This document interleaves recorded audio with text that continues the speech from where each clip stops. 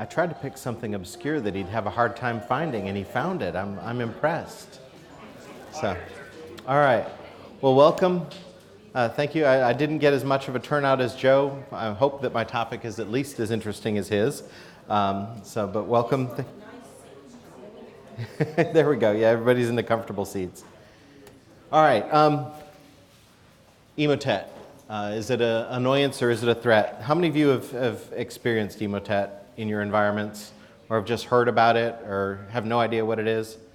All right, so good. So good. We've got a wide range. Excellent. A little bit about me. I'm not an expert, right? I love to be at conferences like this where I can be surrounded by people who are way smarter than me, so I can just absorb and glean. So I'm hoping that I can share something that's of interest to you, and if not, there will be other people here that can. But you know, I may be able to answer your questions. I may point you in another direction. I have a lot of resources that I depended on for this. But yeah, what I am is I consider myself an experienced curmudgeon. I've been playing around with computers since, well, my first computer was a TI 99-4A with 16K of RAM, so that may give you a little bit of perspective. But again, I love to learn new things, to play with things, to go from there. I did work as an engineer with HP for about 10 years, field engineer traveling around East Tennessee, Southwest Virginia, Southeast Kentucky, fixing stuff. Whether it was networks, whether it was PCs, whether it was HP 9000, HP 3000s. So a lot of experience there. Did a little bit of pre-sales technical consulting and mission critical systems engineering for them back at the time of the dot-com boom. Later transitioned to Scripps Networks, which is now Discovery. I've been there for about 18 years. Currently manage the Global Security Operations Center there. Lots of fun. And I get to teach for University of Phoenix online. I also have been doing some courses for New Horizons on networking and information security. So I get to play, get to share. I consider myself an awareness advocate. So I love to share the things that I do glean with other people. And you know, when I have the opportunity to work with schools or churches or other organizations, I got to go down to oh goodness.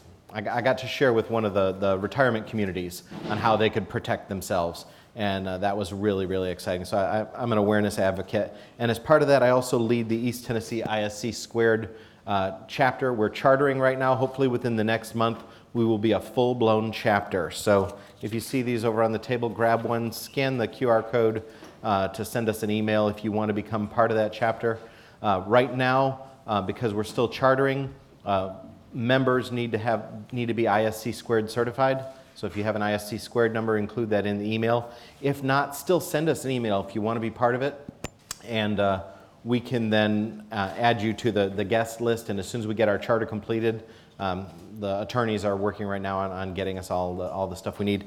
Then you can join as well. We're focused on networking with other people in the environment, self-improvement, learning from each other, and outreach into the community. So it's an exciting opportunity for folks that want to get involved. All right, enough about that. Why did I decide to talk about this particular topic on Emotet? Well, again, I recently transitioned jobs and I manage our Security Operations Center. And when I started doing that in September of 2018, we started to see a lot of this pattern of activity in our environment, or at least I started to get visibility into it, right? In our EDR, we'd see, you know, Outlook opening Word, opening a command shell, which isn't shown here, then opening PowerShell from there, and then other bad stuff happening. And the more we would research these, the more we would look into them, the more we would find connections back to, oh, that's Emotet. Oh, that's Emotet. I'm like, this is happening a lot. And we're seeing various, but it wasn't always the same indicators of compromise. It was different indicators of compromise, same pattern, but I started to dig into it. Well, what is this threat? And the more I dug, the more interesting it became. And so that's why I thought I would share what I learned from you all. And the other thing on it is there's two differing opinions on it, right? And that's kind of why we had the topic title that we did. You know, some people are saying that Emotet is like the end of the world. It's doing damage, massive damage, and we'll talk about some of the massive damage that it has led to in the last couple years. later on in the slide. But people are treating it as the end of the world. I saw this tweet just earlier this year. If you can dodge Emotet, you can dodge an advanced persistent threat. That kind of puts it up there in a range that you might want to be aware of. And then I listened to podcasts and I listened to malware archaeology on several occasions going, yeah, we saw some Emotet again this week. It was noisy. We saw it. It was not, it was nothing interesting. So there's this dichotomy of approaches to it. Some folks saying, yeah, it's something out there. It's not a big deal. And other people going, oh no, hair on fire. So hopefully by the end of this presentation, you'll have your own opinions of it, and we'll go from there. So what is Emotet? Well, this is not what it is. This is not what it is, but I do have a colleague that every time I say it, he's like, oh yeah, that Egyptian thing. Yeah, this is not it. What it is, it started out as a banking Trojan back in 2014 by a group that's called Mealybug. And we don't really know a lot about Mealybug, but we've associated them with this banking Trojan. And it started out as a classic mal spam. You see the topics here, invoice emails, deliveries, financial transactions, sending out the emails and seeing who can click, right? Started out with primarily links in the emails, also links to drive-by downloads. So they would have compromised websites that would have a pop-up that would start this, or they'd have the links in the messages that would go to compromised sites that would then lead you from there. Classic attacks, right?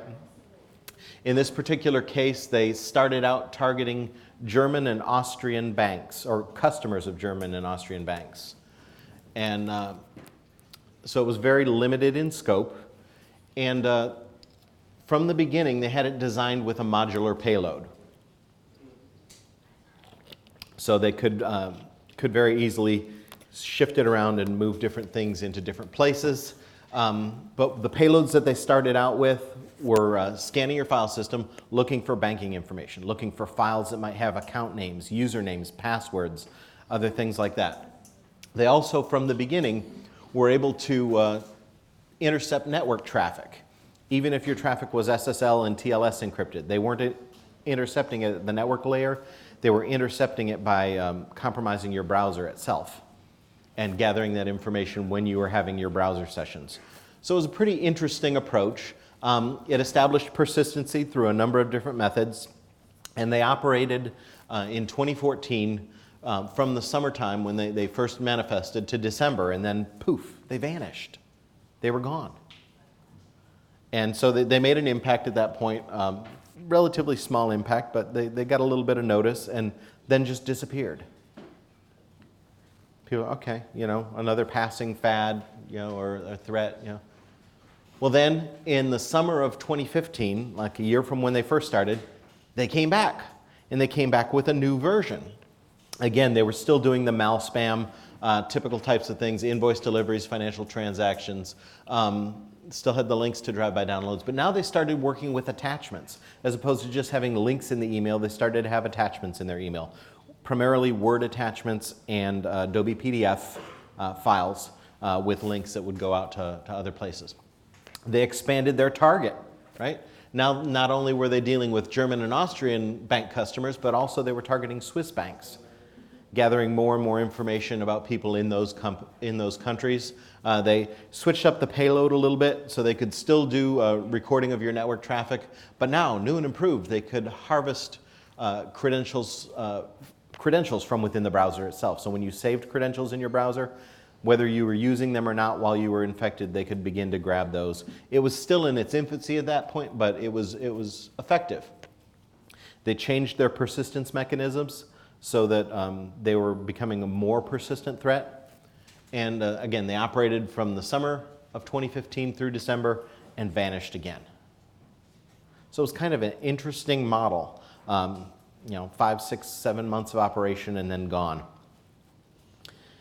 2016, we didn't hear from them. It was like, okay, is this thing gone? What happened? They would just, there's not much about them in 2016. Then in April of 2017, they ramped up again. Now, those patterns we thought were interesting, and later on we'll talk about why we think they were interesting. But these long breaks and then a new thing, and then another long break and a new thing. And now in April of 2017, they started a 2-week campaign attacking in the UK this time. The same type of spam campaigns, the same type of attack techniques, the same loader that was being effective, but they switched out the payload. Again, it was modular. So this is like a Lego malware kind of thing. They switched out the payload to use the Dridex banking Trojan as the payload itself. Dridex had been effective in 2016 while they were taking their break. They're like, hey, if it worked for them, let's switch it out and put it in here. So they worked for 2 weeks attacking UK customers, and then again they stopped. But they didn't stop for very long. On April 24th, they started their campaign against the United States. This time it was targeted toward government employees, federal, state, local government employees. Changed up the features of it. Again, this was a different version. Now they have something that's different. They had a centralized command and control where they could start to get automatic updates. So now once you're infected and once they have persistence, they can give you a new version. And they can patch their malware better than we patch our stuff, right? They had enhanced their browser credential harvesting so that they could now work with different browsers and more effectively get those passwords and credentials that you've stored within your browsers. They now added an email scraping opportunity. So now if you're doing web-based email, they could start to intercept some of that information and get who you're sending to, who you're sending from, contents of email, other pieces like that, so that they could make their spam campaigns more effective. And at this point, they also made a dramatic change in that they added a polymorphic loader. So the Emotet loader itself, the loader is what we now refer to as Emotet. They changed it to be polymorphic. So it was having different signatures, and it was generating different hashes. And antivirus really started to struggle with it in 2017. Malwarebytes is talking about what they defined as polymorphic there. But it was just slipping past all of the different antivirus. And still to this day, that loader portion is very often missed by antivirus. So that was when they started attacking America. They did that attack in April and then changed it up again, right? When all else fails, mutate. They changed it up again, and they started to, with a new version, attack hospitality industries, medical facilities. They were using the same polymorphic loader. They started to change some of their ability to spread. So now it was not just infecting the people that clicked the link, but now from there it was doing some other things to spread through your network, taking advantage of open SMB ports, other things with network shares, other vulnerabilities on your local networks, as well as sending out through spam. So using the information that they captured with email addresses and that to send them back to command and control to allow them to send out more spams, or even sending spam messages from the infected systems. They took out some of their banking payloads. So they weren't now so much looking for ways to find that financial information, but they were, they added the rig exploit kit instead. And it was doing some other things and attacking in different ways. Again, they just took somebody else's payload and threw it in there. And now they started venturing into the ransomware market. That went through December of 2017. And then they took a tiny bit of a break, and then they ramped it up again, right? Early 2018, they started something that was, once again, different. They pivoted, they changed quickly. And this time they were indeed focusing on the United States. So you can see the ratios of other regions to the United States. In 2017, ramping up at the end of 2017, and then in 2018, going along in there. This was just for that quarter. I didn't have newer statistics with that, but it's been continuing with there, and we'll talk about that in a minute. So what did they do when they changed in 2018? Well, they had more enhancements. This time they could start to move into preferred directories. They started to use symbolic links and place those symbolic links in areas that would help them to maintain persistence and to start up over reboots and survive reboots. They were collecting more and more information about the victim machine and sending those to their command and control servers. And hey, let's add an API because everybody's doing it, right? So now your malware has an API too. So that was kind of interesting. They changed their propagation methodology though in early 2018, and they took the QuakeBot worm. Now QuakeBot was also very successful in QuakeBot or QuackBot? I don't know.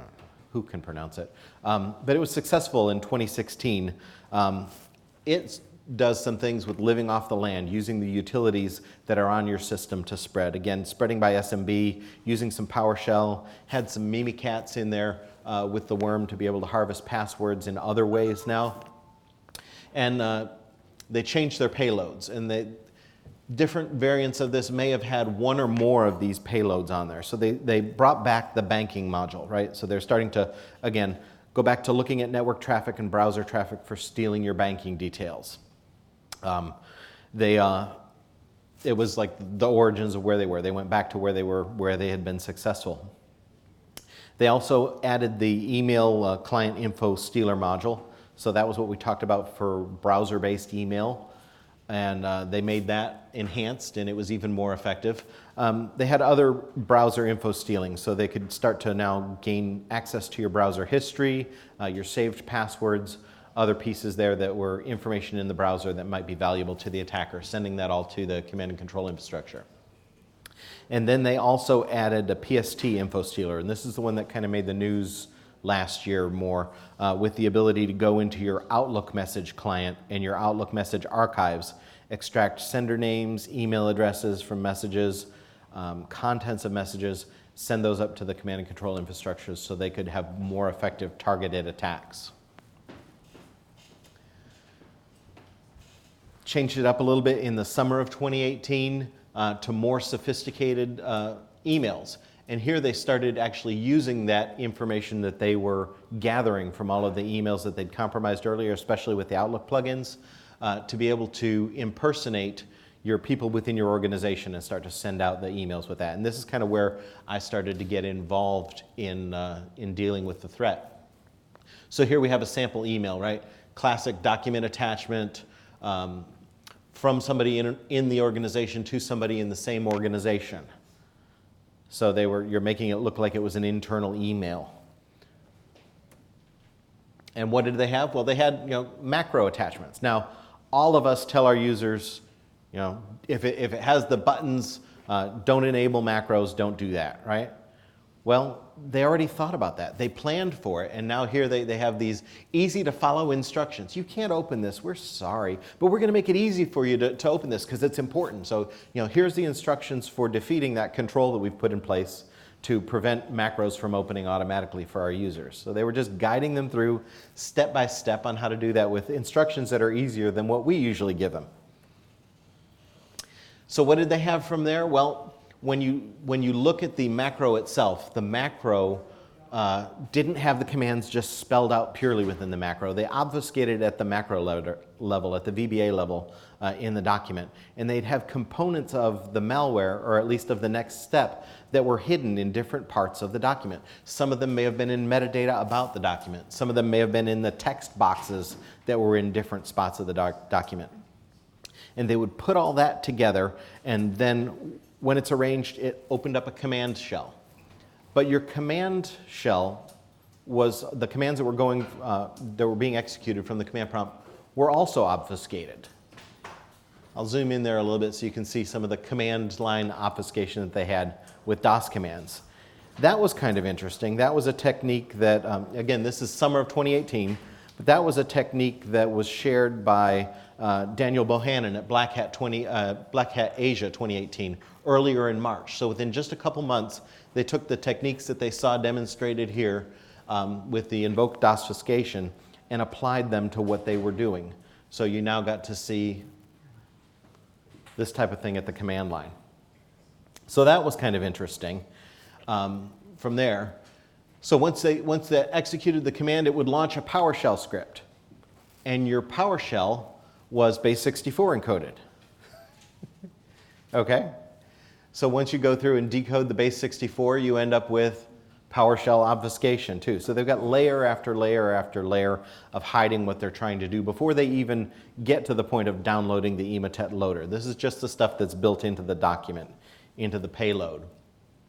But when you finally sort it all out, they're going to the websites and downloading the next stage, which is the Emotet loader. The version of the Emotet loader they were using here is, once again, new and improved. It's very different. But this particular attack also, what they started in the summer of 2018 was an alliance. We talked about this Lego malware and this building block modular approach. They took their Emotet loader and their distribution methods. They combined it with TrickBot and with Ryuk. So we started to see this unholy alliance, this triad of tools that were working together. But the Emotet loader itself, it still established persistence, right? It could do that through creating a service, through scheduled tasks, through a couple other methods to just be on the system and stay on the system. It was still checking in with command and control, doing automatic updates, again, staying better updated than our systems are staying updated. They built in VM protection, or VM detection, so they could tell if it was running on a virtual machine or not and change the behavior of it if it's being analyzed. So if you've got some sandboxing techniques involved, it may not necessarily set off any alarms in your sandbox because they detected that and changed the behavior. Still polymorphic, they enhanced the ways that they were changing to slip past AV, slip past some of your other controls, and very effective there. And now they'd established a botnet of infected systems. Since they had the persistence, and since they had the ability to update and change these systems that were infected, we now see a botnet of hundreds of thousands of systems infected with Emotet and still running and still doing stuff and just waiting. So they started to leverage that. They took the email harvesting module that we had and started to feed that back to their botnet of infected sources to use them to start to send out the spam.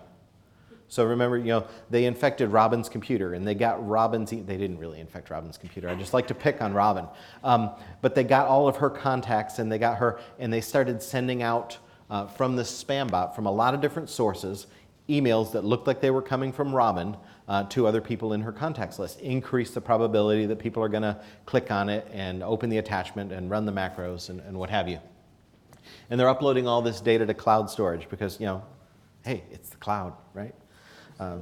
It's not just for the good guys. So then they had the TrickBot payload that once the loader was established, they would download. TrickBot was also modular, just like Emotet. So now they've got Lego malware inside of Lego malware. TrickBot, this is interesting. In November, they said it was one of the top business threats at the time. It had a data stealer. Still has a data stealer, uses web injection attacks, still also, as if Emotet didn't do enough to harvest your emails, the TrickBot malware is also harvesting emails and doing its own thing, running Mimikatz. It also would search through your system and now it's looking for altcoin wallets and Bitcoin wallets and grabbing that information and sending that to the attackers so that they can raid your cryptocurrency accounts. TrickBot uses some interesting ways to spread. It's also spreading through SMB. A lot of the classic attacks that we saw with, I'm drawing a blank now. The SMB attacks, SMBv1, SMBv2, to spread through your networks using RPC calls, other ways of spreading. Eternal Blue, that's the term I was looking for. Using a lot of the Eternal Blue methodologies that some people had patched and other people hadn't. That was the TrickBot side of it. And then we have the Ryuk ransomware. And that was running concurrently. And that was spreading pretty wild. In fact, this whole thing shifted to target enterprises and governments during this time frame. If you remember, earlier in 2018, the Allentown, Pennsylvania, where the whole town was just hit by ransomware, that was Ryuk, and that looks like it had initially started through an Emotet infection.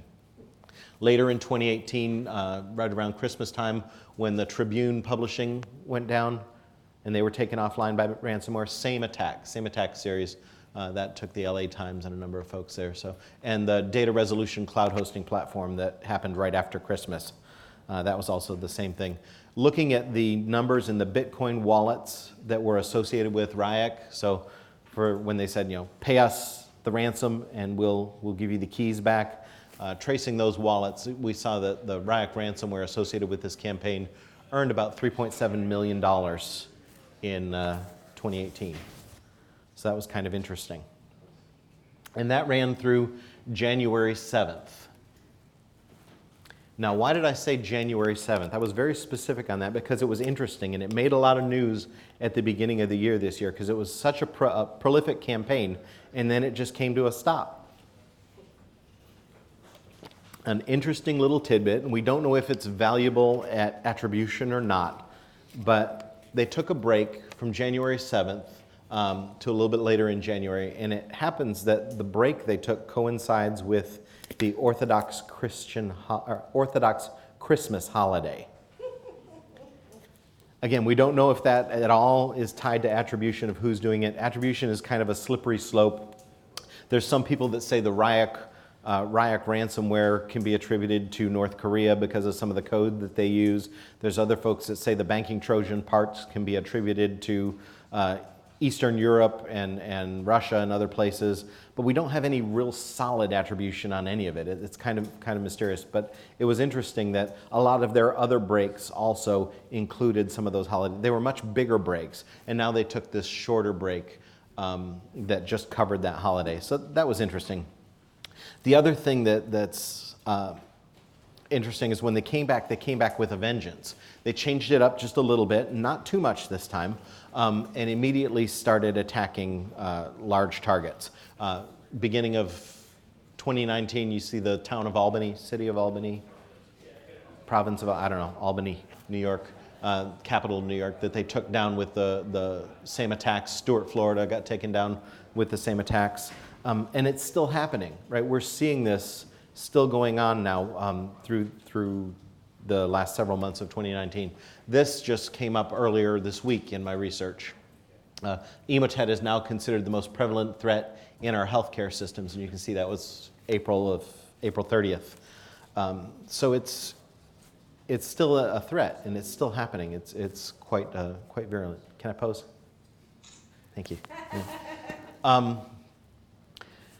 So let's talk about it a little bit and what they've been doing. They've adopted an agile development lifecycle. If you go back to the beginning of the attacks, they were more consistent with a waterfall style development methodology, right? They had this big release, they'd do their thing for about 6 months, and then they'd have to take like 6 months or a year to develop a new version. And then do the same thing again, and then they took off all of 2016 to develop a new version. At least that's what we're speculating at. But now after that, they came back and boom, new version, boom, new version. Let's do it a little bit different. So they're adopting the same agile development life cycles that are allowing our IT to be successful to allow their malware to be successful. So you can see, do any of you listen to Johannes Ulrich's SANS Internet Storm Center Stormcast? It's a great 10, 15-minute podcast every morning to get an idea of what's going on there. But over the last several months, Emotet has been a regular occurrence in the podcast with some of the new things that are coming out there. And you can see that they're changing and they're speculating on some of the things that we can see moving forward. One of the things that we anticipate is some increased efficiencies, right? Because they're doing that. They're doing a lot of R&D and they're investing in it. It's paying off. And they're using those profits to reinvest in it, just like a business or a cyber criminal enterprise. Expect to see some distributed credential stuffing. Again, they have this botnet that's all together there, right? That's already getting these email addresses and getting credential information.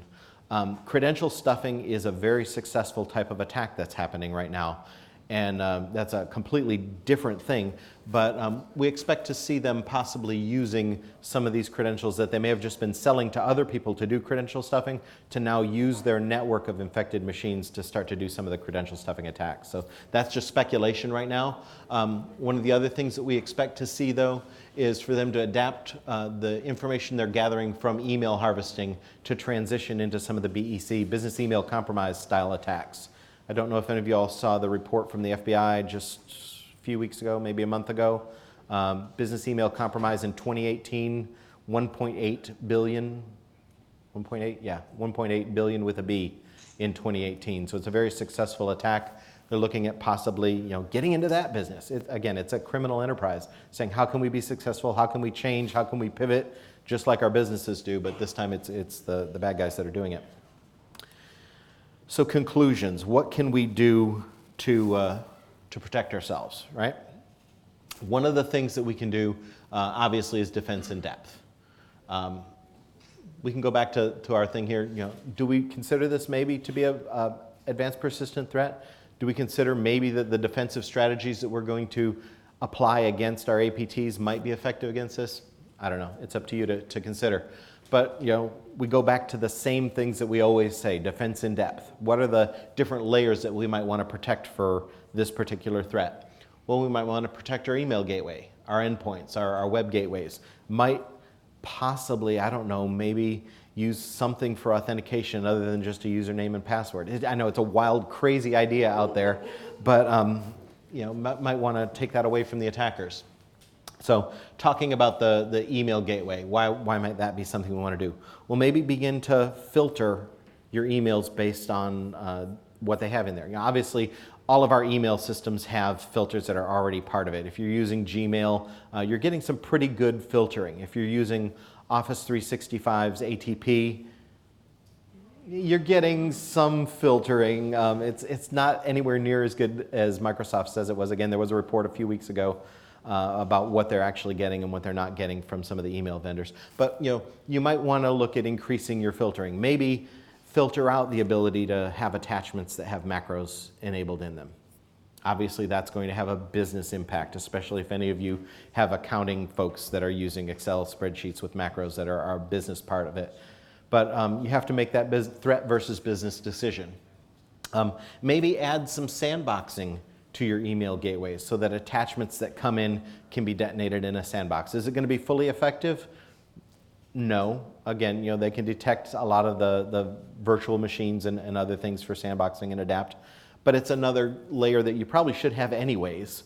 Again, it's going to have a business impact. Your sandboxing now adds time to email delivery, and it can delay the ability for people to actually open attachments, or they may get an email that they can't open the attachment on until the sandboxing is done, depending on your technology there. But it's another approach to defending against this. Having a good SPF and DMARC system in place for your email. How were these emails being spread? Most of them were email impersonation attacks, right? They weren't coming from valid senders. Well, if you can stop those unauthenticated emails from coming into your systems, you can stop a lot of these attacks. But again, it's a bit of a heavy lift. DMARC is not easy. Even using SPF and using it properly is not going to be easy if you're partnering with other organizations to send email on your behalf. If you're using Constant Contact and all these other different things, stand up another web service that's going to send out emails as you. Now you've got a lot of people that are authorized to send on your behalf, but if you don't have the necessary records in place to say who's legit and who's not, and you just start to turn this stuff on, you can break stuff from a business standpoint. So make sure you approach it and plan accordingly, but definitely get doing this. Finally, government agencies have got their act together with DMARC because they were forced to. But a lot of our other businesses are falling behind in that. So that's one way to protect at the email gateway level. How about at your endpoint? Well, again, think of policies. Maybe policies that block macros a little more thoroughly, not just the ability for users to go in and enable them, but block them more rigidly. Again, it's going to be a threat versus business trade-off. Your accounting departments are going to scream bloody murder because they're using macros all the time. It may be something you can enable for a certain sector of your populace, something to consider from a policy standpoint. How about blocking PowerShell? How many users need PowerShell running on their system? Well, from a user standpoint, most of your users probably don't. From an IT management standpoint and orchestration platform, your IT people are probably going to scream bloody murder. No, we use that for managing and updating and that. So again, maybe put some controls around that on what it can be initiated from or other things like that. But it's not something you can just turn on. It's a little bit more of a heavy lift. Maybe block execution from the user's profile. These commands that were downloaded, when they did actually have files, the files were stored in the profiles. A lot of these are stored in memory and running from memory. But if you can block execution from their profile, you can protect from some things. Maybe consider privileged access management policies so that your users that are running maybe don't have rights to be able to do some other things on their computer that would allow it to establish persistence and spread, because our users don't always have to be admins despite what they say. Have a good AV client that's up to date and manageable. Again, it slips past AV, but you can't take it out of the equation. Maybe partner that with a good EDR solution, because despite whether it slips past your AV or not, if you have an endpoint detection and response solution that shows processes, this process did this, did this, did this, then you can start to track down when it's happening, even if it's obfuscated. You may be able to set rules around that to be able to block some things, or you may just have to do the whack-a-mole approach and find where it happened and then go shut it down. But a good EDR solution is going to give you some of that insight. Log management. Collect some logs from your endpoints that would be able to see some of the activities that are around this and some of the things that are being done to establish persistence so that, again, you can at least detect and respond. And good vulnerability and patch management. I hate it when the attackers are able to keep their software more up to date than we're able to keep our endpoints up to date. So that's another solution that you might want to look into there. A lot of the times when these were being spread by those SMBV1, SMBV2 vulnerabilities, the eternal blue type exploits, if the endpoints had just been patched, they wouldn't have been able to spread. And those patches have been out since 2017. So, something to consider. And again, look at it from your webmail gateway standpoint. So once a system is there and it's trying to reach out to command and control, or when it's trying to reach out to those sites to download the loader modules and other things like that, how many of us have protections in place to restrict our ability for our endpoints to reach out to unknown websites, sites that are not categorized by whatever our web filtering solution is, or domains that have been recently stood up? Those types of controls can be effective. Again, it's a heavy lift, right? You're going to have people that are, connecting to new sites and are going to be mad because they can't get to it on the company computer, or when they try to reach out to a site that just hasn't been categorized yet. You're going to create more calls for your support staff. Are you going to have as many calls as you'd get if you have an outbreak of this thing? Probably not, but you do have to plan it and react accordingly. And again, multi-factor authentication. Use something so that when those passwords get out, not if the passwords get out, when the passwords get out, they're going to be less effective for our attackers. Because more and more of the things that we're doing are cloud-based, right? We're pushing it all up there to make it more efficient for us. But if the attacker can get in there with just a username and password, if the user can get in there with just a username and password, the attackers will too. And they're getting those pieces of information. So. That's all I got. Questions, comments, snide remarks? Yes, I have a question. Yes. 42. How was performed the data exfiltration of this malware? I think the data that this software was exfiltrating from the customer endpoint was huge data. I think performed within an enterprise. Was done within a corporate network. So probably detected by a NetFlow or flow analyzer. So that's a good question, and we've seen a lot of different pieces there. Again, different payloads, and as they've changed their payload model, they've exfiltrated data differently. So you can look at some of the ways that the different Trojans that they then have as their payload did their exfiltration. A lot of times we're seeing connections through SSL, HTTPS connections, just sending data out over HTTP. So your NetFlow might show connection to this with a large amount of data, or a lot of connections to this with small amounts of data in each one. But with the SSL inspection that they're doing there, unless you're doing SSL inspection or anything like that at your network layer, you're not going to be able to see the payloads. And few of us are actually doing SSL inspection at our edges because certificate pinning and other things like that, we break things, right? You see the destination, I think, probably. Yeah, you can see destinations, and a lot of times the command and control infrastructures for these are very dynamic. Good question. Yes? What is credential stuffing? What is credential stuffing? It's not part of this.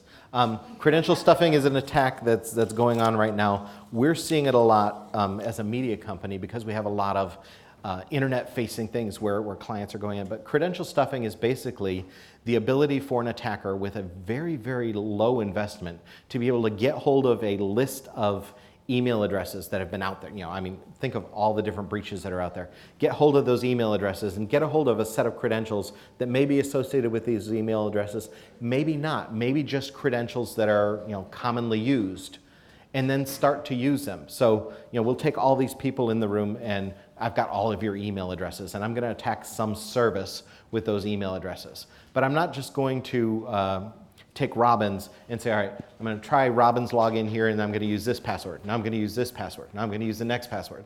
That's an easy way to get detected and locked out. Instead, we're going to distribute that to a bunch of different proxies. So you have a distributed attack coming from a variety of different IP addresses, and we're going to take your email and we're going to try it with this password. Then we're going to take his email and we're going to try it with the same password. Then we're going to take the next person's email, try it with that password, and go through the list there. So by the time we go through this list of 100,000 passwords, or 100,000 email addresses to log in with, we're going to start again with a different password. Now, we're not going to do an account lockout, and it's much less likely for us to get attacked or to get detected. And then when we do get a login, we just save that and say, okay, now I've got something that was successful. I know that your email address used this particular password. I save that information and I maybe sell it, or I try some other things. Now that I have a valid combination, I maybe put that into the next phase of the attack that tries other services and put some variations on that, because nobody would ever take the same password and put maybe an exclamation point or a number or something like that after it, right? I mean, nobody reuses passwords or changes them. So, and they're very successful right now.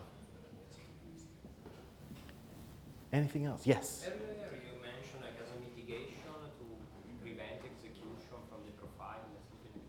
So there are some tools out there, some endpoint security tools that can lock down your computer so that basically you can't run executables that are stored in the profile. They say the computer will run executables that are in these specific directories, and if anything tries to execute out of them, we're just not going to let it run. Okay. So there's, I think you can enable that with I think Symantec lets you do some of that. I know Palo Alto Traps lets you do some of that. ESET lets you do some of that. Several other endpoint solutions will allow you to do that. More than just a regular antivirus, so you need a more expansive endpoint security solution. Yes? Why do you think healthcare is being targeted? The data. You think so? The value of the data. Value of the data? And probably because they're an easy target. If you look at most of our healthcare organizations, I haven't worked in healthcare for 20 years, but most of our healthcare organizations are running on a tight budget, right? And so they're limited in their ability to put some of these controls in place. They may have a lot of outdated equipment that's on the network that has to stay there. You buy an MRI machine, you expect it to sit there for 30 years and be affected. That's what your capital investment is based on. Well, you can't do that in IT now. It doesn't work. But they have to then keep other things not quite up to date in order to communicate with those, and it's a lot of hurdles. But again, that's just guessing. Tyler. What are you doing to remediate if you know a machine's been compromised? That's a good question. And if any of you were in Joe's presentation earlier, that really falls into the categories of what he talked about. What are your incident response and forensics approaches? What are your policies on that? Do you take the machine and pull it offline and re-image it? Do you try to get in there and remove it? Do you set it aside so you can do forensics on it and find out more about what's happened and if it tried to spread? That's really up to your incident response and what your particular enterprise is willing to do. Yes? Have you ever seen any teams build like custom detections for Emotet? Because like once it's delivered and it's on the box, like AV is fine, email filters are fine, but like once it's on the box, like AV is detected like a couple days later or after the fact. But have you seen anyone do like catch it at the delivery phase? Yes. So the best detections I've seen at the delivery phase have been in your EDR solution when they detect that pattern of behavior, that somebody had Outlook client opened or an email client opened that then launched a Word attachment or an Excel attachment that then tried to do this other thing. So that behavior recognition is really the most effective. Yes? You mentioned especially in some of the earlier phases of the malware that it would sort of scour the file system looking for financial information. Yes. Was it mainly doing that, was it sort of searching for keywords, or was it looking for particular file extensions or certain types of databases? From what I've been able to find, and again, I just started digging into this, over the past year, so some of the older information isn't quite as up to date anymore. Well, older information not up to date, that's redundant. What I've been able to find is they mainly looked for certain particular file types and then would either look for things that matched patterns in those file types, or they just uploaded and let them be scanned somewhere else. So, document file types, Excel file types, text file types were kind of the main ones. All right, one more question. Has anybody got one more question? Because the next question is going to Steal This Computer 4.0 from No Starch Publishing. But it's got to be a good question.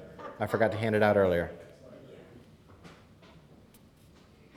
Yes? You've never seen a pattern in like message IDs or anything? Because I'm talking about the email side. That's Hand him the book. So the pattern I primarily see on the email side is that email impersonation attack. A message coming in from outside of your organization that has a source address that's associated with inside your organization. That's the pattern we see most. That's where the SPF and DMARC can come into play to help to protect there. Or at least even flags. Put a flag on there that says, this is an external email. And then the user, well, it looks like an internal email address. Maybe I ought to not open it. Maybe I ought to call security. Or click and see what happens. If I click fast, it won't break anything. we've seen I've heard that. we've seen message ID spoofing. So they'll take your organization and append the message ID. So you were network defense, or so they'll do numbers, a dash, more numbers at networkdefense.com. Okay. So we've actually built a regex to parse those out. And block So those were from external senders. Yes. Interesting. That's good to know, yeah. Organization.com message ID. Very good. But like I said, Emotet changes, so it's changed to bypass our regex after 6 months. I'd love to send me some of your regex queries. I'd love to learn more. Great. All right, thank you very much. Again, if you're interested in the East Tennessee ISC Squared organization,